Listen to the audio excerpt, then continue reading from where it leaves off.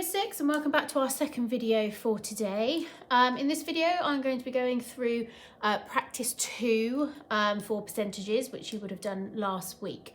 Okay, so I'm going to start off just by doing a recap and then I will be going through the answers from practice 2.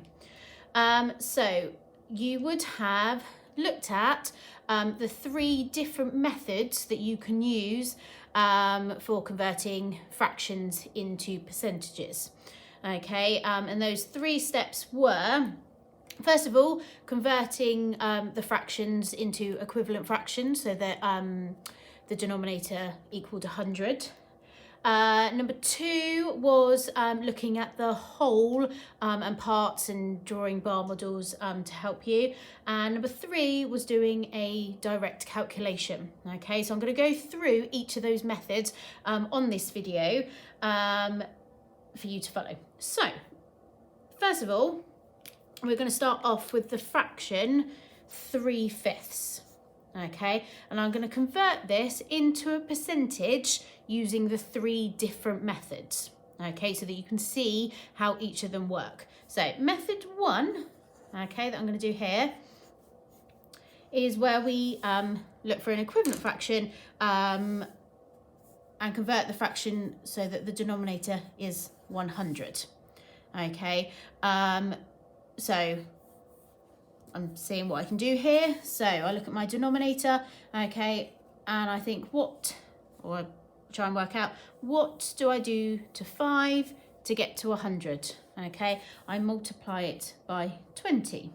Okay, and we always remember with fractions, whatever we do to the bottom, we do to the top.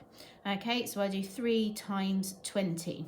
Okay, and 3 times 20 is 60. So 3/5 is equivalent to 60 over 100. Okay, which I can now convert into a percentage because I've got 60 out of 100, which is 60%. Okay, so that's method 1. Method 2, okay, was looking at the whole and the parts. Okay, so I've got 3/5. So if I think about my whole, okay, if I was representing 3/5, I would split my bar into 5. Okay, and I'm looking for 3/5. Okay, so my 5 parts, or my whole, is equivalent to 100%. Okay. What I want to do first is work out what 1 part is. Okay, so to work out 1 part, I would do my 100 divided by 5. Okay, and 100 divided by 5 is 20. Okay, so 1 part of this is equivalent to 20%. Okay, but I want 3 parts.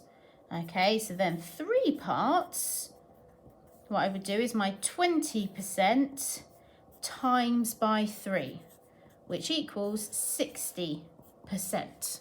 Okay, and then if we have a look then at our final method, which was method 3, okay, where we're just doing a direct calculation. Okay, so here I would be doing 3/5, because that's my fraction, 3/5 times 100% to convert it. Okay, so what I would do here is think about my knowledge of multiplying fractions and whole numbers. I would do 3 times 100, which equals 300. Okay, and my denominator would stay the same. So I've got 300 divided by 5. Okay, and 300 divided by 5, okay, if I wasn't sure, I could use a division method, okay, but I know that 300 divided by 5 equals 60, okay, which gives me an answer of 60%. So you can see here, okay, that all of my answers are the same, okay, but what I've done is I've just done it in 3 different ways. Okay, let's just look at one more together. Okay, so this time, if I've got the fraction 7/20, okay, we're going to convert this into a percentage using the different methods. Okay, so my first method is finding an equivalent fraction where the denominator is 100. Okay, so I've got 20 to 100. What do I multiply 20 by to get 100? I multiply it by 5. Okay, so I'm going to do the same to the top. 7 times 5 is 35. Okay, and I know that 35 over 100, or 35 out of 100, is the same as 35%. Okay, method 2. Okay, so thinking about the parts and the whole. Okay, so if I've got, what's my fraction? 7/20. Okay, my whole, okay, is my 20 parts. My 20 parts, I know, because it's my whole, is 100%. Okay, I now want to work out what one part is. So to work out what one part is, okay, I'm going to take my whole, my 100, and divide it by my amount of parts, which is 20. Okay, and then I'm going to do 100 divided by 20, which is 5. Okay, so one part would be 5%.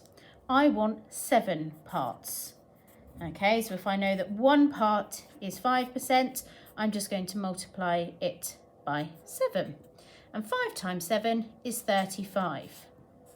So 7 parts is equivalent to 35%. Then method 3, I'm going to do my calculation this time. So I've got 7/20 multiplied by 100%. Okay, so I'm going to multiply my numerator by my number. So 7 times 100 is 700, and my denominator stays the same. So I've got 700 over 20. Okay, so I'm going to do 700 divided by 20. But what I can do here, okay, is I can use a bit of the cancellation method.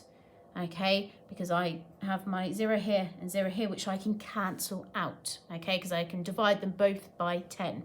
So now I've got 70 divided by 2, okay, and 70 divided by 2, or half of 70, is 35. So my answer is 35%. So once again, you can see that I've got the same answer by using the 3 different methods. Okay, what I'm going to do now is I'm going to show you the answers to practice 2. And what I would like you to do is mark your practice 2.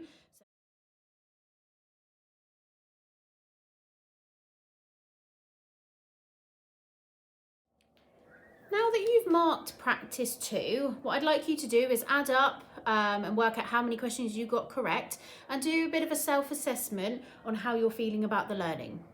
If you got most of the questions correct and you're feeling really confident, today I'd like you to complete the consolidation work for maths, which can be found on the website. If you're not feeling very confident and you feel that you could do with a bit more practice, I'd like you to watch my next video where I will be going through the answers to some of the questions from practice 2.